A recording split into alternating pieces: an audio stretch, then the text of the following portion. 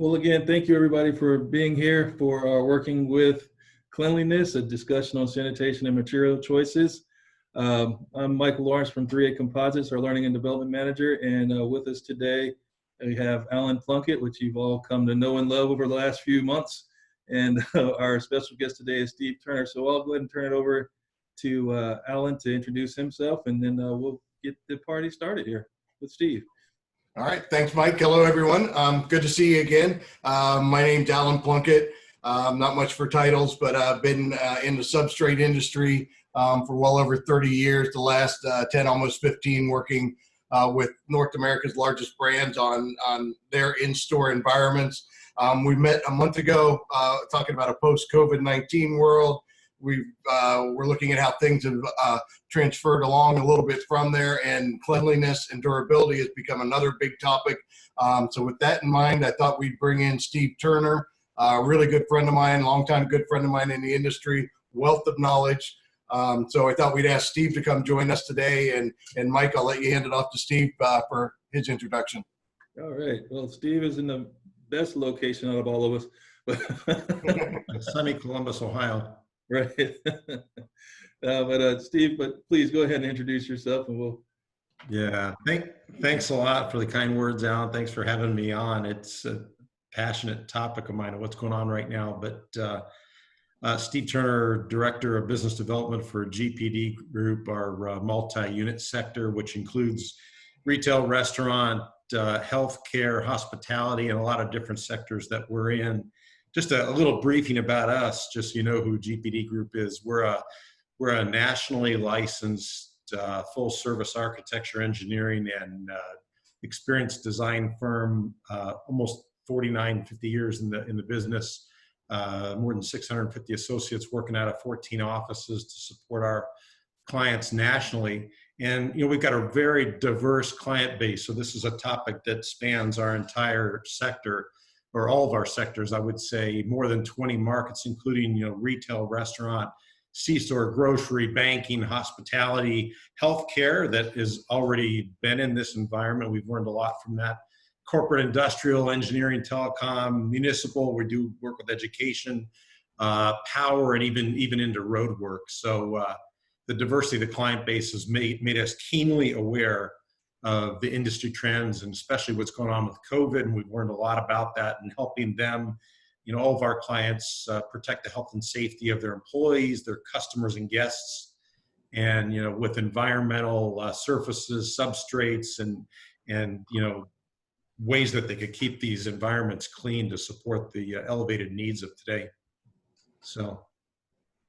Yeah, and everybody out there that's watching, chances are if you're out and about in the next couple of days, you've entered a facility that Steve and the GPD Group has had a hand in on the design. They're a hidden gem. People don't realize how much of a massive influence they have in every sector that we call retail and hospitality. It's really hidden gem, great company.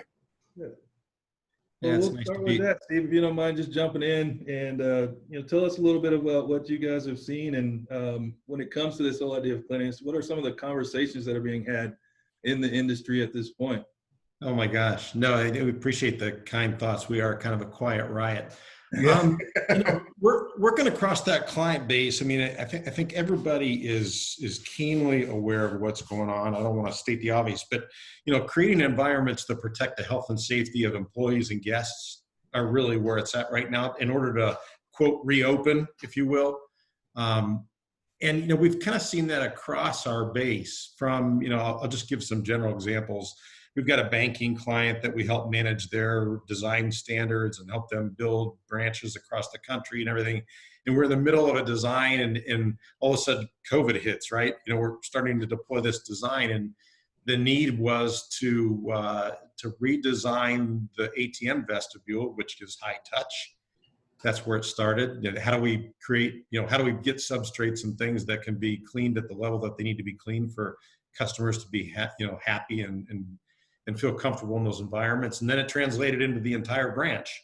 How do we support social distancing, and how do we create substrates and surfaces in an environment that can be could be cleaned at the level it needs to be cleaned going forward.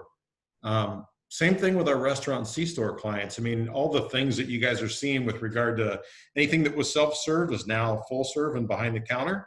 So those are major changes. And we're getting, every one of our clients are saying, hey, we want to reevaluate the hard surfaces and the surfaces that we have at the counter and in our food service areas. And we need them to be completely cleanable. And guess what? All the social distancing in the new environment needs to be communicated. So we need to implement different and more signage, and that signage needs to be thought about, not just in communicating, but in also its cleanliness and cleanability, all of that. And that's spanned actually all the way over into our municipal clients, our school clients, our hospitality clients, even corporate clients. We've got a number of fairly large corporate clients that we've done corporate design work, and we do build outs. And they're coming to us and saying, hey, we've got our 4,000 people we need to bring back to more than 200 locations, for instance. How the heck are we going to do this fall?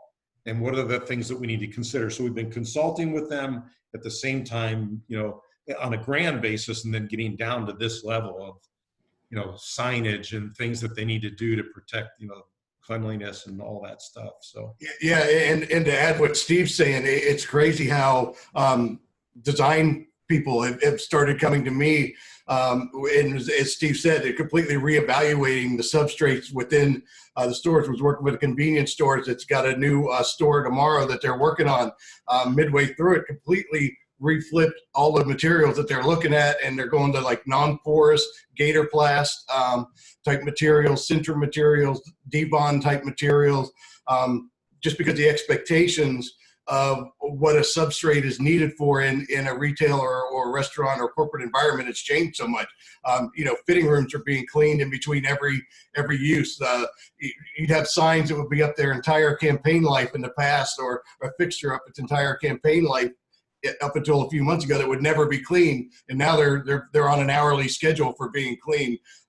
So even like convenience stores are going, Steve mentioned with that ATM, a touchless.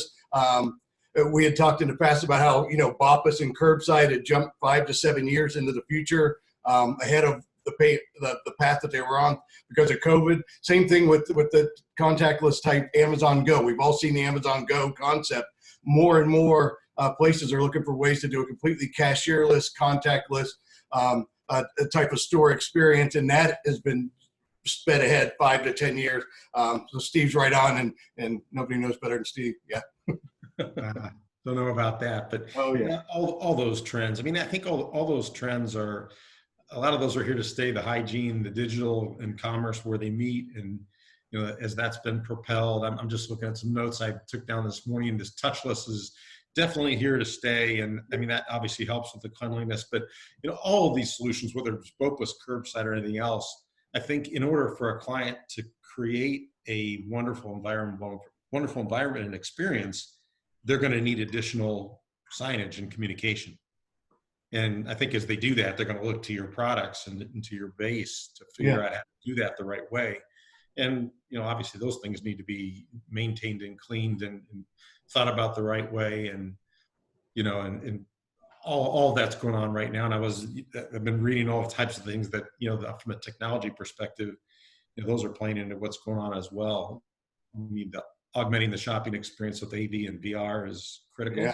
Yeah. All that's for a client to get involved in that, or a customer to get involved in that, they're going to have to be guided through that, if you will.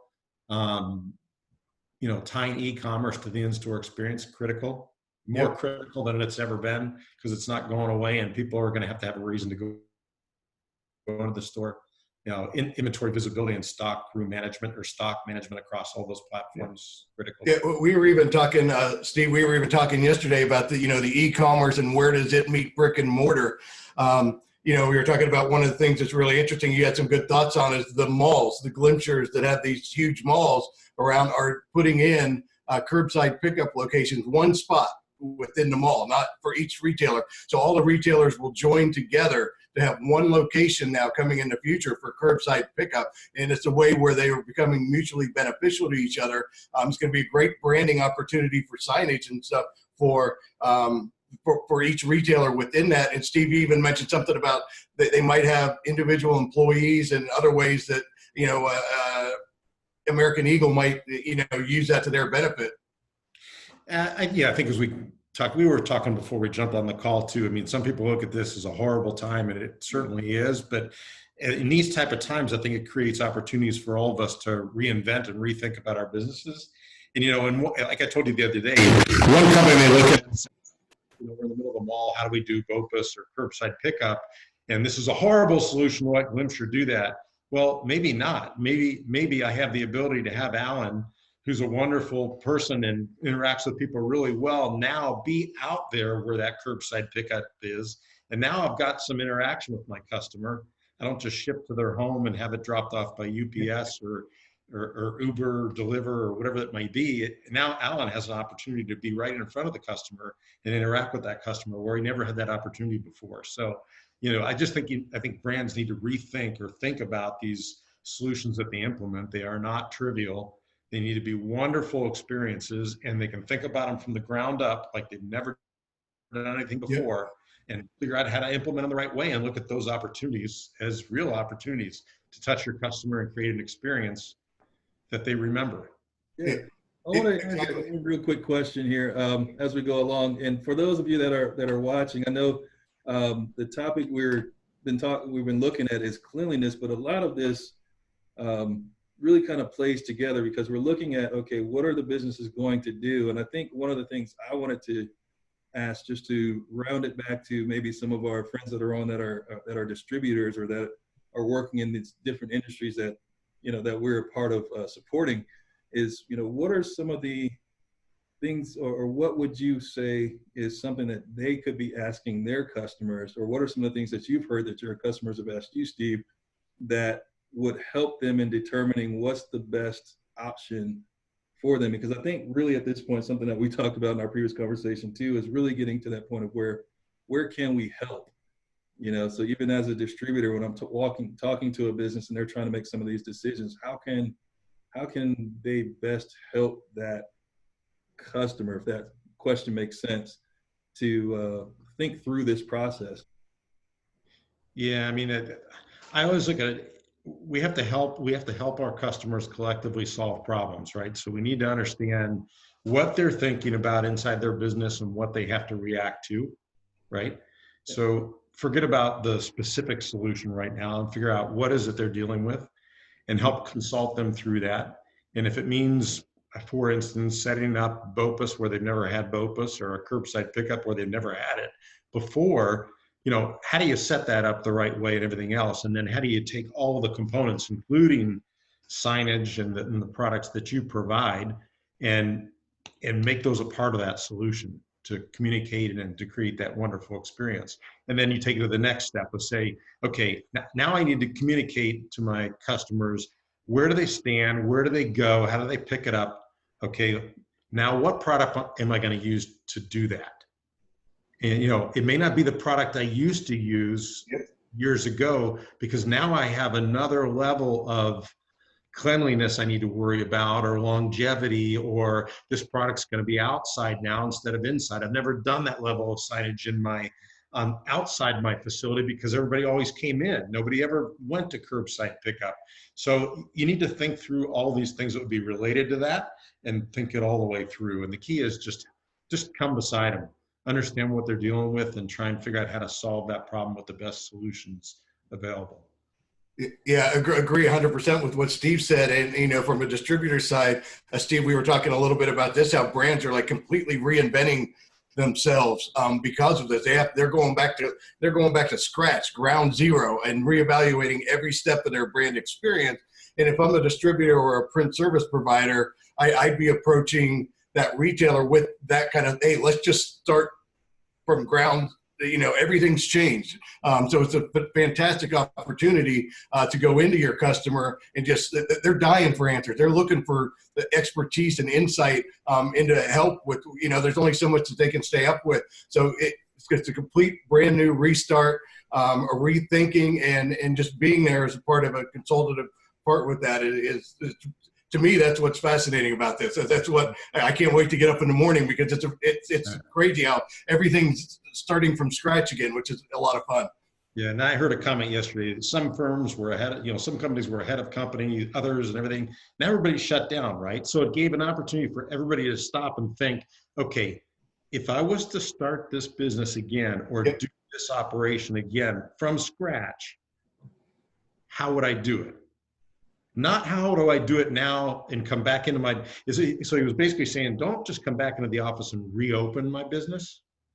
If I do that, I'm probably way behind everybody else, because I can't do business the way I've always done business. Things have changed. Consumer behaviors, wants, needs, and expectations have changed. So if I think about all that, I think, okay, if I'm starting a business today from scratch, or I'm building BOPUS from scratch, or touchless from scratch, how would I do that? Yep. And without losing a lot of ground, because guess what? Everybody was in the pits, right? Everybody was getting fuel and tires same time. Everybody was stopped. Nobody's lapping you. So you have time to sit back and think about that and rejigger that and come out of that thing running. Yep. Nice. Beautiful. Thank you. Thanks for taking my question. So, do we have more questions, or do we want to keep moving on, or where are we at? we'll keep going here. I wanted to, but again, to our audience that's joining us today, please feel free to use your chat function if anything comes to mind around anything that we're talking about. Like I said, we know we're started with working with cleanliness and thinking about sanitation and things, but all of this feeds back into material choices. So if there's anything in this whole business arena, or even the how to consult a customer arena, this is a great opportunity to get some great insight. So please use your chat function to send questions over to me, and I'll make sure that we field as many as we can. But to continue going here, we got about 10 minutes till it's time to wrap. I wanted to, Alan, give you a chance to talk a little bit more about some of the things that we discussed before, but what's actually happening in the stores.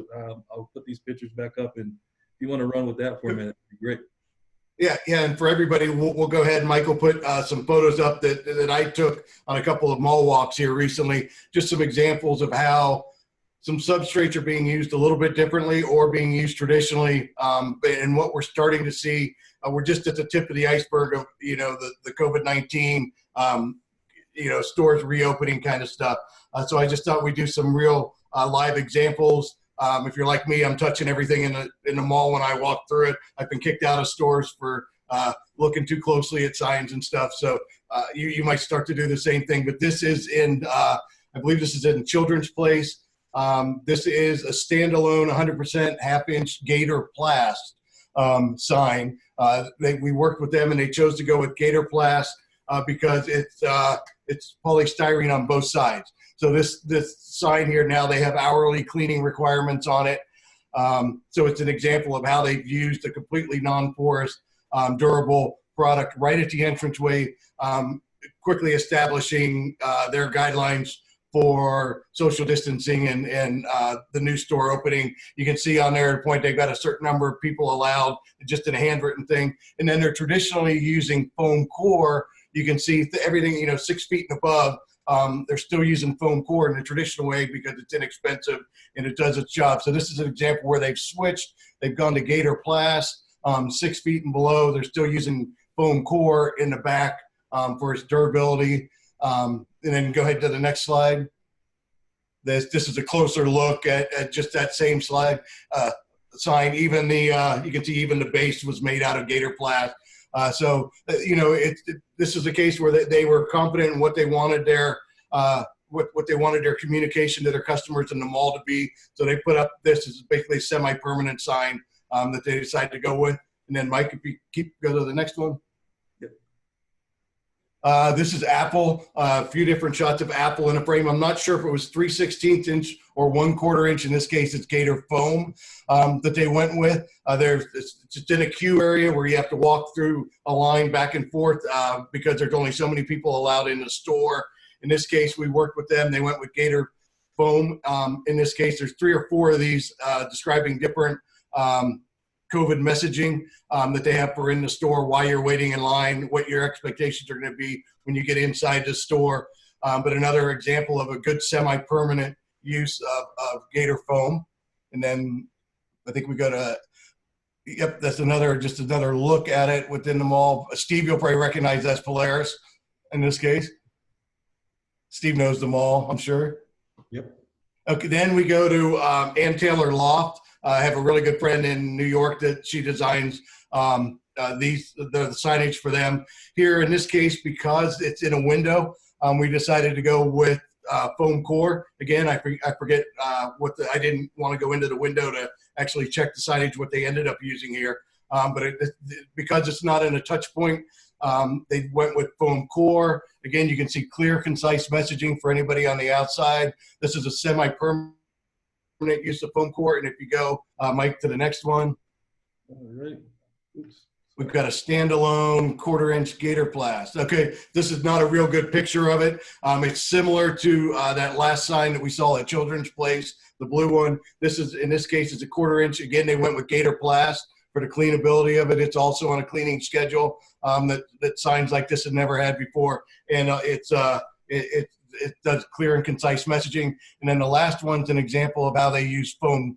In this case, they just used 3/16-inch foam core. This is the Pottery Barn. They were just simply testing their messaging here. You can see they taped it up to a sandwich board, completely temporary use. So they went with foam core to run that across the country, or into certain flagship areas, just to test the COVID messaging to see what people thought. So they went with foam core because it's inexpensive and it's a great value for the dollar. So it's just an example real quick while we had some time of where some of these things are actually coming into market, where you're seeing non-porous type surfaces being used. It's Gatorplast, Sintra, Debond more often and being requested more often than they were 3 or 4 months ago. Awesome. Well, I do have a couple questions for actually both of you. And I'm going to bring on our other guest here in just a moment here, but Chuck Kunze from our team here at 3A may be able to help chime in on some of these as well as far as answers. But anybody from our 3A team, feel free to chime in if you have any feedback on these. So the first question was, is there any concern with the pores of the foam getting contaminated? So like the sides of a gator foam, like the first sign, you have a 1/2-inch gator foam there. So the foam side, has there been any concern about that getting contaminated? Not that we have seen. If you're in a seriously high touch point, I didn't have a picture of it, but in a lot of those cases, you'll use the Sintra in that case where you don't have that foam. But there's with the cleaning procedures, Chuck will go over here shortly, the cleaning procedures for the sign and with what they feel the hourly or so cleaning, there's no concern with that. Okay. One of the other questions here from one of our guests is, I've seen antimicrobial additives being used in various products and in particular wide format lamination films. Is this additive actually effective against bacteria growth on surfaces? Have either of you dealt with that, Neil? I would go to Chuck on that. If Chuck's on, Chuck knows that better than anybody. That's right in Chuck's wheelhouse if he wants to jump in, but. Yeah, I'm happy to. Hey, we are also seeing a lot of activity in this area, and I think these types of additives can be effective. I think they really need to be tested. Most of the additives are both antimicrobial and antifungal. Sometimes the antifungus is a lot more important in the application. It is important to note that we're not aware of any antiviral materials that are out there. We know because we're looking, but we think over time they will be kind of more standard operating procedure to incorporate those in at least some of the materials that are out there. And I think they are effective at some level. It does not eliminate the need for routine cleaning though. It's really kind of a suspenders and belts kind of approach. It helps a little, but it doesn't stand alone. Makes sense. And I guess it's a question, Alan, Steve, or any of our sales team that's on as well, Chuck, you as well. Is there a preference from retail clients on what material is composed or what materials are used right now? Have you seen everybody or anyone lean in a certain direction, or is it still just kind of figuring out what's the best for the particular use or application? Can you read the first part of that again? You broke up a little bit and I missed part of it. Just from a retail perspective, is there a preference from the retail clients on which material to use?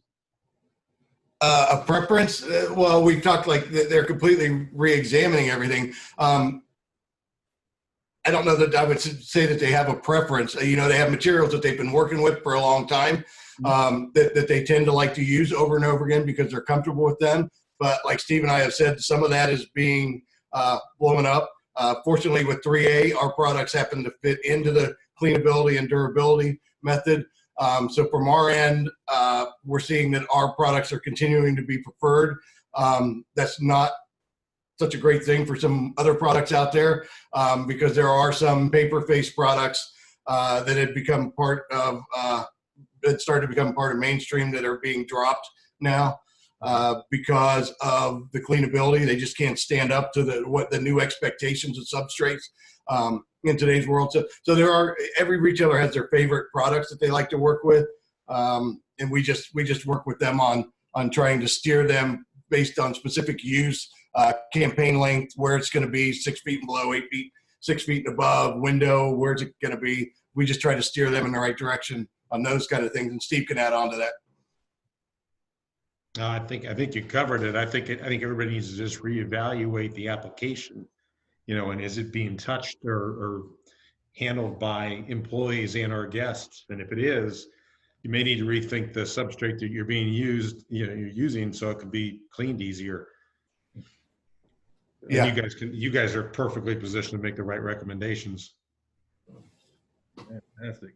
Well, we have a few minutes left. I know we're going to go over a little bit for those of you that need to jump off. We understand, but I do want to take the opportunity to allow Chuck, that's joined us as well, that you just heard from a moment ago, just to talk about some of the cleanability of our cleaning methods for our 3A products.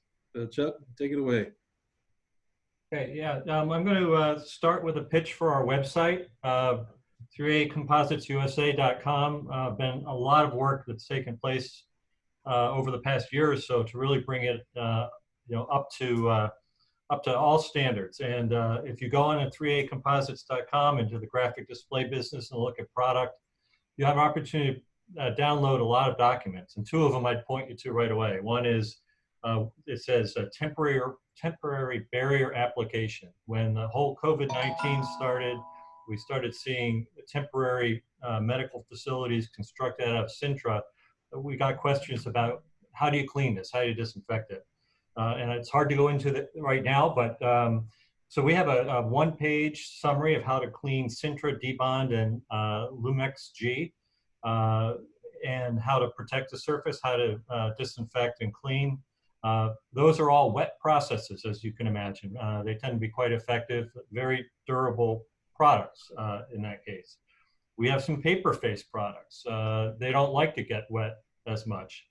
So I started researching how best to clean those guys. And really the best solution we could find is a simple microfiber cleaning cloth. You have to get true microfiber, which is a polyamide and a polyester mix. It has a very unique structure. It's unexcelled in cleaning capacity.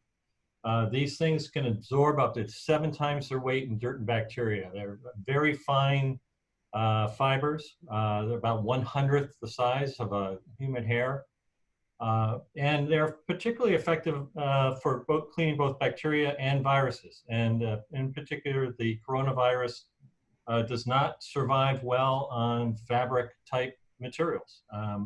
The fabrics disrupt the cell wall, and it tends to kill the virus. So for foam core and DISPA, we recommend at least a daily or frequent cleaning using a microfiber cloth.